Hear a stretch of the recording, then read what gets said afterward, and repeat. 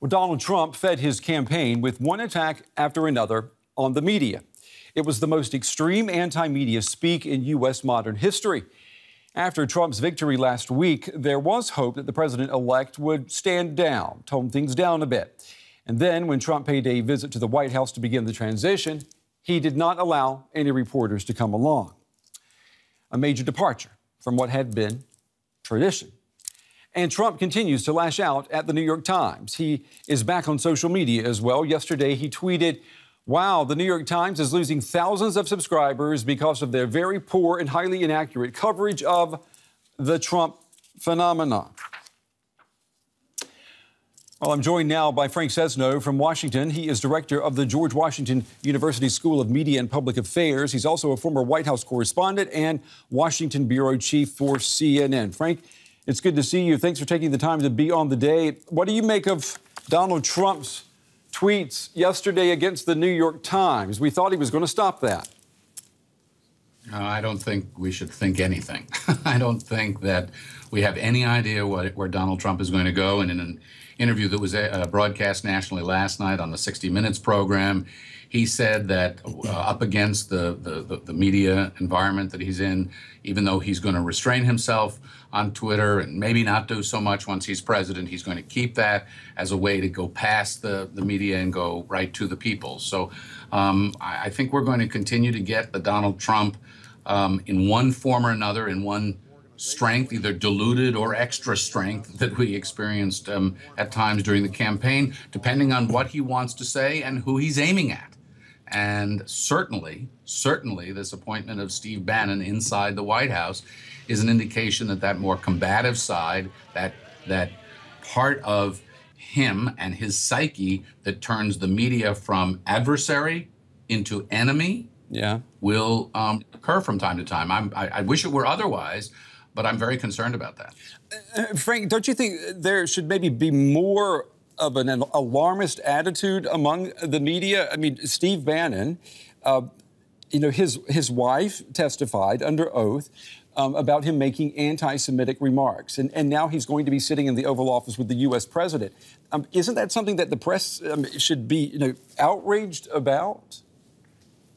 Well, there is plenty of concern. The lead story, or one of the lead stories certainly today on the New York Times, is just that. And in the New York Times piece, which I'm looking at right here, they quote John Weaver, Republican strategist who ran the campaign of Governor John Kasich, and previously John McCain, tweeted earlier today, "The racist, fascist, extreme right has represented footsteps from the Oval Office. Be very vigilant, America." So that's the New York Times taking a comment from a Republican and putting it in a prominent piece. So I think one thing that is not going to work is for the media to pursue their own agenda and to come out and yell and scream and warn. They did that already, and Donald Trump has been elected. Now the media need to go back to reporting the news. They're doing that. They're putting this high up. Bannon is far more in the headlines and more in the coverage today than Reince Priebus, who has been appointed to the White House Chief of Staff position by Trump. Traditionally, that's the most powerful position in the White House. So I would say Bannon's getting a fair bit of attention, and if the media are not outraged or expressing outrage, they're certainly expressing plenty of concern. There's much more inside the newsrooms, though, I would say you're right on that, than there is in the headlines yet. Right after last week's election, you sent out a tweet and with your column about the things that we journalists did not ask during the campaign. What would you say? What was the biggest thing that was missing from the political journalism leading to Election Day? I think the biggest thing that was missing from political journalism, I think there were two very big things missing from political journalism walking up to Election Day. One was, what are these candidates, especially Donald Trump, actually going to do? So he's going to build the wall. How's he going to build the wall? Who's going to pay for it? There were almost no interviews with him on the cable news channels, and I come out of cable news, I know it well, on the radio stations that I heard, I came out of radio too, and even in the press, where reporters went in and said, you know what, Mr. Trump, we're going to talk about one thing for the next 20 minutes or the next 10 minutes or whatever, and that's this wall that you want to build or the immigration plan, and stay with it and ask question after question after question to reveal that, in fact, there wasn't much of a plan there. Same thing with Hillary, by the way, Hillary Clinton. There was so little substantive reporting on the issues. The other thing that was missing is and again, especially in the cable news and broadcast news environment and the radio environment, most of the programming brought the experts in to talk about people who were out in the land. There was very little reporting that actually let us hear from people directly. And so this big surprise that happened on Election Day happened beneath the surface, with the media not properly exploring it or understanding it, which would have transmitted to the whole country as well as the candidates what was happening out there. Yeah, I mean, it's a very good point. I mean, there was practically no issues reporting done by the networks, for example, during the campaign. In your new book, Frank, which is called Ask More, The Power of Questions to Open Doors, Uncover Solutions, and Spark Change, you write that too few of us are asking questions in a methodical way. I want to take that and I want to put it here in Europe. If the Trump movement takes hold here, do journalists have what it takes here to ask those right questions? The questions, obviously, that the American, press corps failed to ask. I hope so. They better.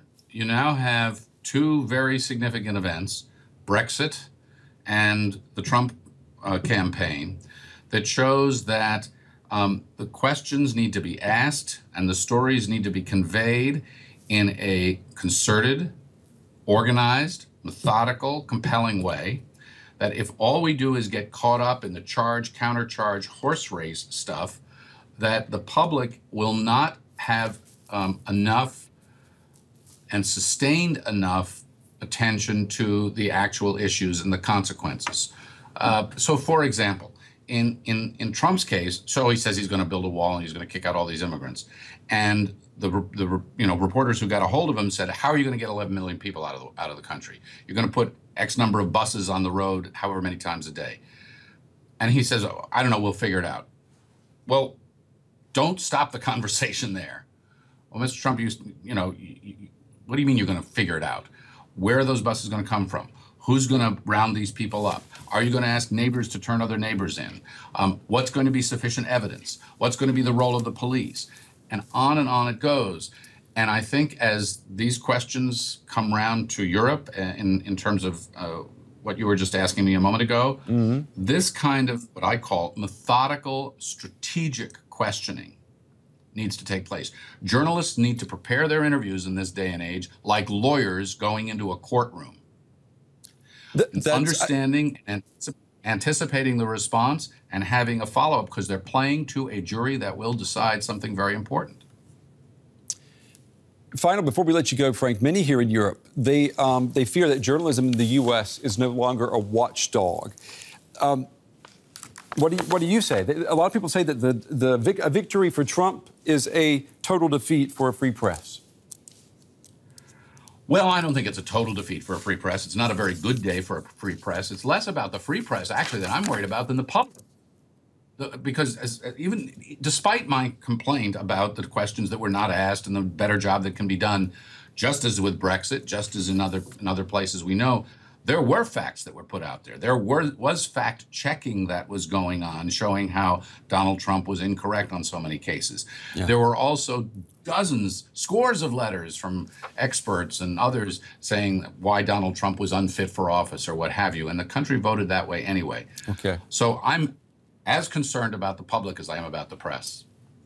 Frank Sesno, director of the George Washington University School of Media and Public Affairs. Frank, thank you very much. We appreciate you being on the day. My pleasure. Good luck.